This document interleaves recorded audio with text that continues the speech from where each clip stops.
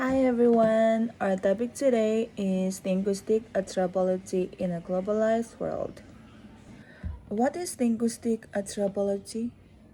Linguistic anthropology is generally thought to be a field of research understood and practiced by only a relatively few specialists. Although the application of anthropology to contemporary problems are generally seen as coming from the subfield of culture rather than linguistic expertise is being applied with increasing frequency to problems having their roots in language use. Language use may be called for the presence of several competing languages in a country has become decisive, or when a particular language of a multicultural or multi-dialectal society. The initial step in language planning is to define the nature of the problem. Linguistic or linguistic anthropologists are best qualified to assume this task because the recommendation that a particular language or dialect be made the official language of a society affects everyone in that society, from elders down to elementary school pupils. Such advice must be carefully considered. Our first topic is language planning. The most common form of applied sociolinguistics is a language planning. The term refers to a deliberate attempt, usually at the level of the state, to affect language use to prevent or solve some problem of communication. The need for language planning and the formulation of language policy rapidly increased during the 20th century and is continuing in the 21st. The two main reasons are the dislocation of millions of people as a result of wars and political persecution, and the emergency of many new multi-ethnic states when colonial empires were dissolved after World War II. Language planning encompasses even the invitation of artificial international language such as Esperanto or interlingual supranational language such as these are expected to promote understanding and peaceful coexistence and among people of different ethnic and linguistic background. More narrowly, language planning usually takes one of the two forms. One form involves a change in the status of a language or a dialect. In other words, a change in language use. The other involves change in the structure of a language, change affecting its pronunciation, spelling, grammar, or vocabulary. However, the two forms are combined. In 1944, the first president of independent Kenya, Jomo Kenyatta, decided that the country nation assembly should conduct its business in Swahili. When the members strongly objected, Kenyatta closed the assembly and announced, "Whether some people will like my decision or not, Kiswahili will be spoken in our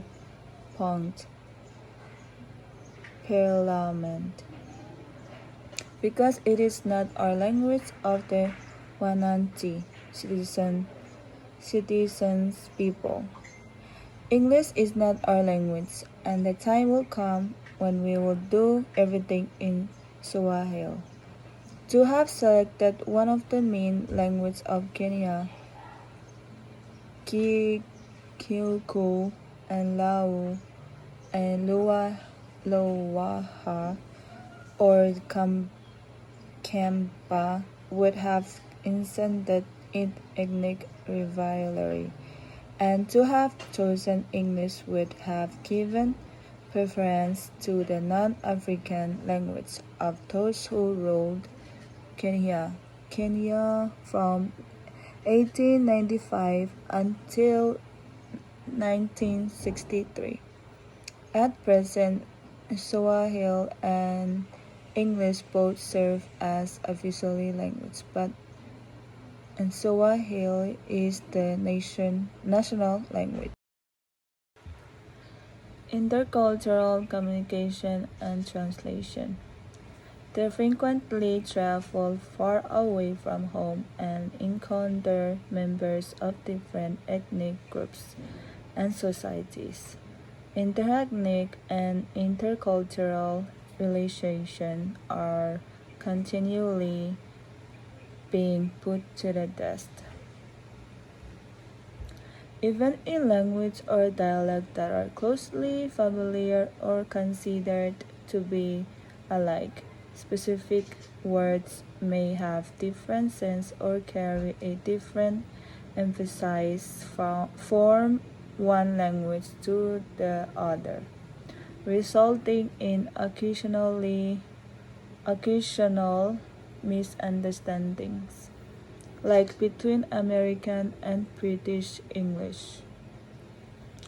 Pretend the word compromised is a good word, and one may speak approvingly of any arrangement which has been a compromise, including very often one in which the other side has gained than 50% of the point issue. On the other hand, in the United States, the majority position is still the position from which everyone speaks, not always given sufficient attention, but frequently of some consequence are different in communicative styles among ethnic groups of particular society. According to one study, the 10 to 15-year-old recently arrived Lintiana pupils of several samples were found to be more interpersonally oriented and more inclined to attribute the feeling of shame to themselves to others when compared with their Anglo-American peers. If teachers are aware of difference between members of different ethnic groups that find expression in communicative behavior, they can better understand why, under certain circumstances, some people react differently from others. Albert, 1987. In 1981, Roland and Susan P.K. Scullion published an informative account of the nature of interethnic communication between members of some of the Athabascan tribes living in Alaska and northwestern Canada, and Americans or Canadians having reasons to interact with them. What's confusing to English speakers about Athabascans? They do not speak, they keep silent, they avoid situation of talking. What's confusing to Athabascan speakers about English speakers? They talk too much. They always talk first. They talk to strangers or people they don't know. Language maintenance. Language maintenance program linguistic anthropologists provide useful advice and help.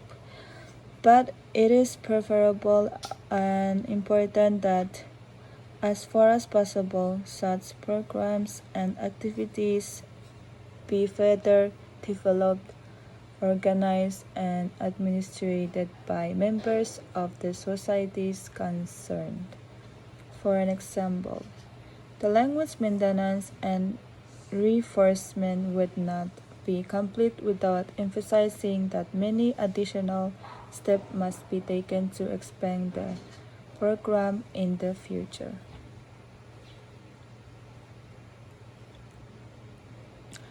Language and the law. The language of the law is just as much spoken as it is read, and its nature may be a source of problem for individuals engaged in litigation. For example, application of linguistic finding to social issues like students were either emotionally disturbed or had learning disabilities. According to Frank, the Yorkian illegal system is manifest almost exclusively through one behavior, talking. Language dead. Interlocution shows that there is great linguistic diversity all around us, but languages are dying at an alarming rate. David Crystal claims that one language dies out every 2 weeks. At that rate, half the world language will become extinct within this century. Endangered language. According to the USA Fish and Wildlife Service, in 2010, almost 2,000 species of plants and animals worldwide were considered threatened with extinction or seriously endangered, and citizens of the USA and other countries are frequently reminded of this fact by the media. Language death occurs when a language loses its last native speaker. By extinction, language extinction is when the language is no longer known, including by the second language speakers.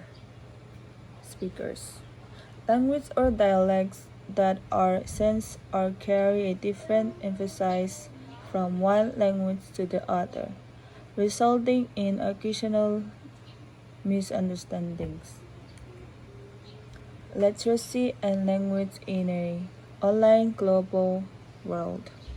It is likely that if you are a typical student reading this book, you will probably have some other tasks going on at the moment. Like if you're watching television or checking your Facebook page. There are many ways to examine language and digital communication, but we will address the four most important in this section: sociolinguistic change, formal, syntactal, and grammatical change, change in anthropology, and possible cognitive impacts of these two literacy. Telepatic communication. Small talk for its own sake rather than conveying information. All people do it everywhere because it is both bonding with ritual and of regulating discourse. For instance, two negotiators may get down to business after they exchange pleasantries for a while, even though it may care little about the other's family or last night ball game. But how these pleasantries are exchanged many set the stage for how the rest of the meeting will go. Digital communication. Digital communication offers both faster and more distant phatic communication. As a professor can tell you, the moment class ends, out come the cell phones. We must remember that no matter superficially it may appear to be the same as face-to-face interaction, digital communication is not speech. David Crystal suggests that there are at least three major differences. First, lack of spontaneous feedback found in actual conversation. Second, chat room or Facebook encounter. All messages are created equally. Third, arrangement of communication is different. Ethics. Ethics in anthropology basically reflects thoroughly morally principle of what is bad and what is good, in terms of what one should not do, and what one should do as a professional in the discipline.